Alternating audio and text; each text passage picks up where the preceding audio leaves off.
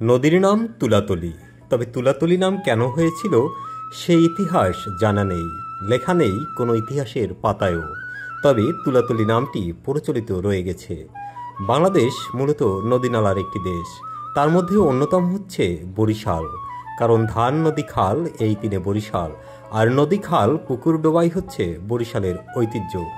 আর এই বরিশালের সৌন্দর্য ফুটে ওঠে বর্ষাকালে, কারণ তখন নদীনালাগুলো যৌবনে ভরপুর থাকে।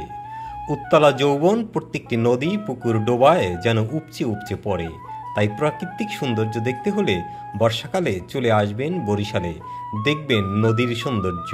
নদীর দুই তীরে সবুজ গাছ আর আকাশে নীল সাদা মেঘের ভেলা আপনাকে নিয়ে যাবে এক অপার্থিব জগতে।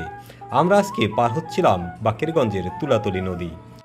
যে পার থেকে আমরা এই খেয়ায় উঠেছি সে পারে হচ্ছে কলসকাঠি, ঐতিহাসিক জমিদারদের প্রাচীনতম নগরী। আর যে পাশে আমরা এই ভিড়ব সে পাশটি হচ্ছে বাকেরগঞ্জের সাহেবগঞ্জ, যেখানে জমিদার আগা বাকের খাঁ প্রতিষ্ঠা করেছিলেন তার নাম অনুযায়ী বাকেরগঞ্জ। আর সাহেবগঞ্জ নাম হওয়ার কারণ ছিল ব্রিটিশ শাসন আমলে এখানে সাহেবরা বসবাস করতেন।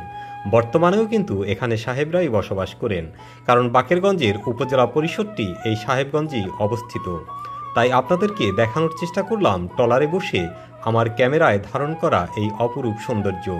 যদি এই সৌন্দর্য আপনার এতটুকুও ভালো লেগে থাকে তাহলে কমেন্টস করতে ভুলবেন না, কারণ আপনার মন্তব্য কিন্তু ভিডিও তৈরি করা এবং তা সামাজিক যোগাযোগ মাধ্যমে আপলোড করা আমার একমাত্র উৎসাহ। আপনি যদি প্রেরণা দিয়ে থাকেন তাহলে কিন্তু আমার ভিডিওগুলো নিয়মিত আমি আপলোড দেব।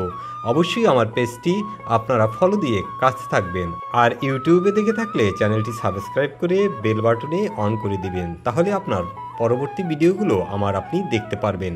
সবাই ভালো থাকুন, সুস্থ থাকুন, আল্লাহ হাফেজ।